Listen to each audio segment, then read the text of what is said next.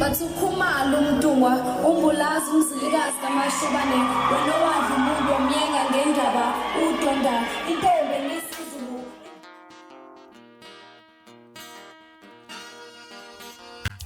Kulukuthi ukhalatha sengikhona sengiphathi kuyona channel yakhe hamba phambili ngezo mina umfeze ngithuthunga ngakho malo bathi ilasibona amakomenti mhlawumbe emangabe usemusha la ikhanzo phinde ngicela ngisho ukuthi uyasubscribe ungakhohlwa ukucomment nokulike kanjalo futhi nokushare kukhona okukhulu kunakho konke bafethu umculo maskandi uQuality Biyela uzwakalise lapha ubuhlungu abuzwayo mayelana enoza kwabo lapha abasizile phambilini kodwa abangakhoni noma ngaboni ebakhombisa ukumsupporta okanye lapha nokumpromote enkundleni zokuxhumana. Kune post ebhalwe uQuality lapha efundeka kanjena ithi life is a magic.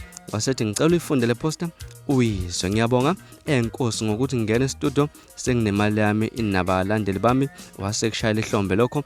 Wasethi namhlanje ngicela ukubonga abafowethu abathandi bomculo kamaskandi engithe mangithula umsebenzi wami bangemukela ngothando. Ngiphinde futhi ngibonge lapha wasebatheka uBig Zulu uSjava umsizi Ncube uZimdola Biyela. Wasethi ke abangilekelela kakhulu enkundleni zokuxhumana ngokuphusha umsebenzi wami noma iningi lama artists engilisize kakhulu entweni eningi nasekufakeni isandla nje makumele kuphushwe ingoma. Kepha kuba buhlungu uma ngibona alikho nelodwa artist elingisekayo olipost umsebenzi wami noma ungaya emapageni wabo lapha ke ubone umfanekiso wami kepha ebaningi engibelekelelile esebadumile. Wasethi siwasha imali bayinkinga abangale bafethu. Ibhalwe kanjalo ipost ebhale uQuality Biyela. Mhlawumbe engakuthini kwakho ukuphawula ngalolu daba kumele bamsize uQuality okanye bamlekelele lapha nokuthenini ingoma yakhe iyaziwe kangcono lapha. Mhlawumbe kuthini kwakho ukuphawula ke ngidedele wena